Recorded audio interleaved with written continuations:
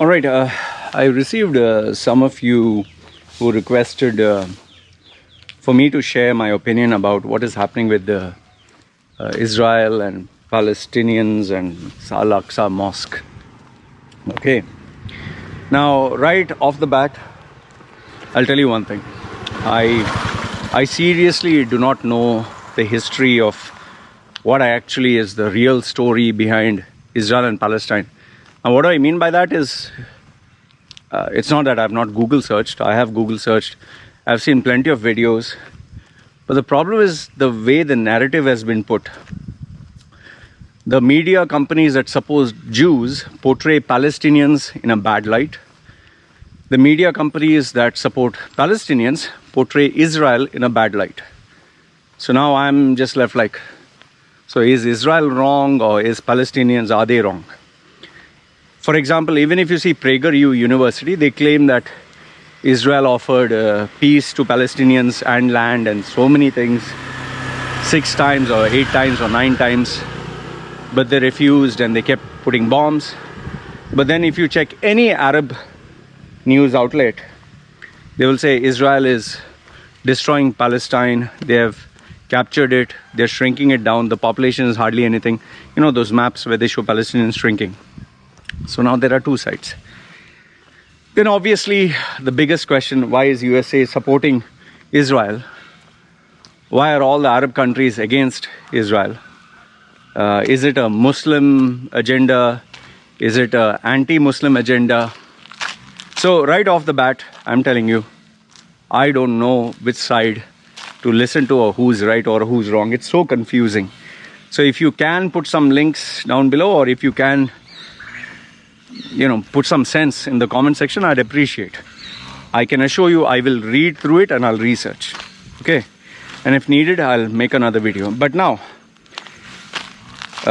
immediately I can give you my opinion. What do I think of this fight or this bombing or all this nonsense that is taking place? Immediately I'll tell you. See, if you are a Jew, if you're Jewish, or if you support Jews or Christians or Israel or US, you'll say Palestinians are wrong. I'm not saying all the Americans or all the Jews, but predominantly it's like Hindu Muslims when they fight. Hindus will say Muslims are bad, Muslims will say Hindus are bad. But if you're an Arab and if you're pro-Palestinian, you'll say Israel is wrong. Now, one thing I do know, one thing I can assure you, everything that happens with a political agenda. This guy, Netanyahu, is no saint. He knows how to play his cards well. Be it him, be anybody, any politician, whether it's Vladimir Putin, whether it's Joe Biden, whether it's Donald Trump, there's a reason why they use the word politician. There's a reason why we say politics. There's a reason why this term, office politics, is there. It's a game. It's a game where there are no permanent friendships, there's no integrity, there's no loyalty. It's a game to rise to the top at any means possible, and some even worse than the others. So my gut feeling, I can be wrong, my gut feeling is this is a political game which is being played to attain certain objectives, certain goals or milestones. Okay, and it can be planned. Planned, I don't mean that Muslims are faking it. Like maybe an Israeli guy dressed up like Muslims, made to do some bad things, and then they say all the Muslims are bad. Like in Black Lives Matter, everyone who was supporting Black Lives Matter was not violent, but there were people who put on the Black Lives Matter uniform or outfit or join the movement so that they, in gangs, when they are passing by, they can loot and break some store and steal televisions and phones and computers and laptops. That had nothing to do with Black Lives Matter. They used it as an excuse for looting. And in some other cases, if a politician wanted to destroy Black Lives Matter, he would put his own paid people and they would fight with cops or destroy stuff or vandalize and say, see, Black Lives Matter is violent. Same thing they would do with Donald Trump. to discredit Donald Trump. He said, we have to fight, it's a war. How do you know that Democrats, maybe someone who's sinister, didn't bribe some people and say, okay, you take the name of Donald Trump and say, yeah, fight and this and that. So there's no end to theories and conspiracy theories. So the first one is, this is most probably a political game, a political move, whereby they knew for a fact that during Ramadan, which is a holy month for Muslims, most of the Muslims will come to pray. And that is why if you see a few days before, they actually allowed Muslims to pray. They opened the barricades. And I was like thinking, why did you open up the barricades? Okay, so they allow people to pray. Now, once you allow people to pray where things are not normal, where there's high tension, it just takes one spark. It's like petrol is there, one spark to ignite the whole thing. Okay, now, let's say for example, you want to create trouble. All you got to do is, let's say one cop is there, somebody throws something, just say a small thing, and it hits him and blood starts coming out. Immediately the headlines, they brutally attacked a cop and he was bleeding to death, and then the cop shoots, and then they throw something, and then he shoots some 2 more bullets, and then they throw 10-20 rocks and finish, complete mayhem. Now, I'll tell you what the problem is. Yes, politicians have their agendas, and this is not just new of Israel and Palestine. There's India, Kashmir and Pakistan. There is China and Tibet. There is, Russia and Ukraine. There are these border issues all around the world. It's not just one place, okay? It's all around the world. But I'll tell you what the problem is. The problem is, it's the people. It's the innocent lives. It's the women, it's the men, it's the children who suffer. I saw this shocking video where this whole building, 12 or 13 story, was bombed and the whole building collapsed, just fell down. And people were shouting, Allah Akbar, Allah Akbar, Allah Akbar. They were screaming from their heart. Obviously the Allah Akbar means God is great. But they were saying it out of pain. They didn't know what else to say. They were like, it's like saying, oh my God, oh, it's so horrible. I was just thinking, in that building, there could have been a mother and father. There could have been old parents. There could have been 2-3 babies. There could have been a family that was huddled together. They are innocent people. They didn't bomb anyone. They didn't kill anyone. In fact, we don't know if they were Israelites or Palestinians, Egyptians, Americans, Jordanians. Just think for a minute, if it was your family that was in that building and that building collapsed. No fault. There's no fault. These people who are suffering and dying and who are being bombed, schools, like what happened in Afghanistan, they're innocent people. They're innocent children. Why are you dragging them into this? When they put mines and all that, and some children are playing and their legs get blown off. The problem is these politicians, for them, they don't care. I want you to see this movie, Clear and Present Danger by Harrison Ford. It's an old movie. It's 1993 or 1989 or whatever. I just watched it. They actually in that movie, the president of the United States, it's a fictional movie. He sends one army to kill Mexican cartel. And he sends these people to kill these gangs. But what these army guys don't know is that the president himself is looking for his own benefit.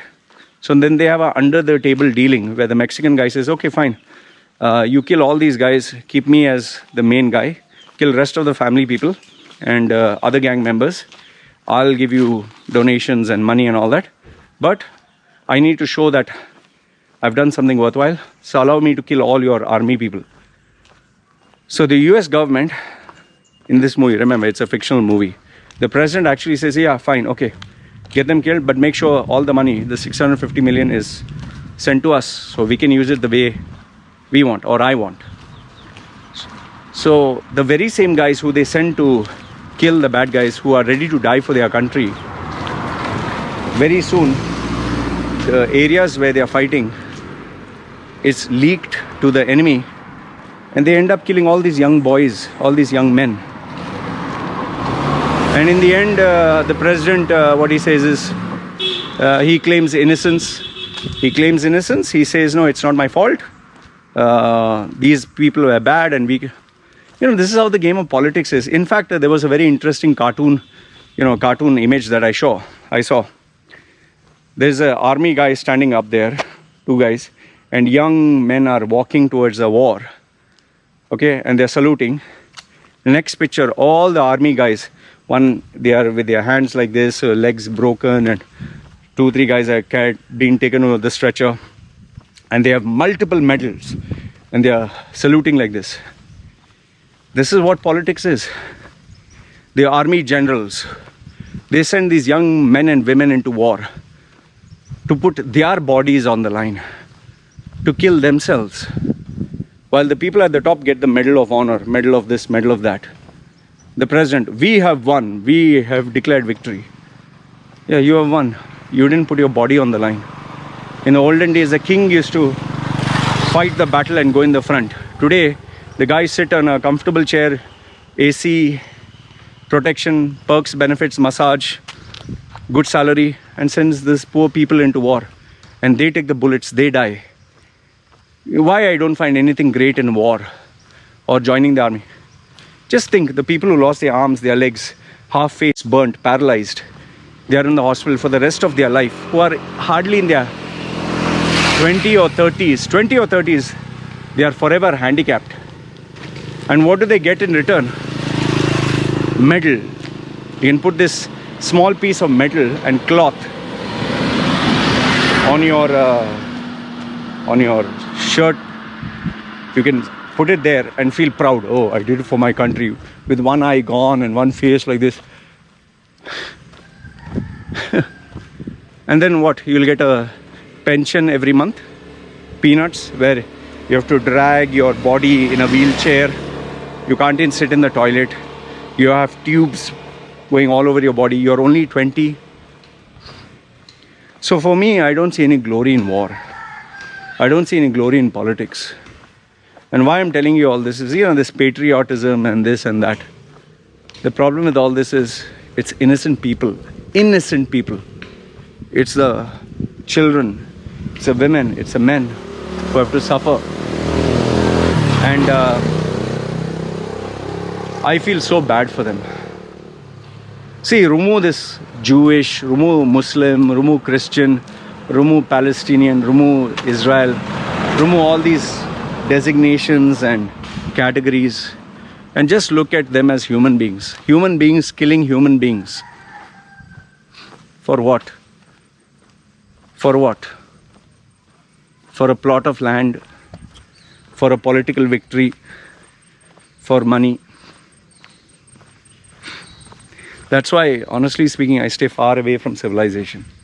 I like to be alone in this forest. It's so disgusting. I see it with Indians versus Pakistanis, Indians versus Indians, North Indians versus South Indians, BJP versus Congress, Republicans versus Democrats, black versus whites, Asians versus non-Asians, Hindus versus Muslims, Muslims versus Christians, Christians versus Hindus. Where the fuck does it end here? So bottom line, what I want to tell you is, the whole thing is sad. That men, women and children are being killed for the purpose of greed, for the purpose of political agendas, for the purpose of mindless, senseless, inhuman, wants. End of the day, whether it's Hamas movement, whether it's Israel movement, whether it's... poor people are going to suffer. Innocent lives are going to be destroyed. And this game is never going to end, never. Yes, what the Israel is doing is wrong, killing people. But at the same time, what the other Islamic people, terrorists are doing is also wrong. Yes, it's wrong to take people's land. But yes, at the same time, it's stupid to make demands. See, the problem is there's no simple answer to this. But I can assure you this much. This problem is never, ever, ever going to get solved as long as US is involved, as long as religion. The key is religion. As long as religion is there, Christian versus Muslim, Jews versus something else, religion. That's why I say no. Religion is the key to all problems. As long as this religious site is there, never. So as long as religion exists, this is the place where Jesus was born, or Abraham was born, or Muhammad was born, or as long as religion is there, it's never going to end. Never. That's my open challenge to you. Anyway, this is what I wanted to say. You let me know if you think I'm right or wrong. I leave it to you to decide. Alright? You guys take care. It's me signing off. Ciao.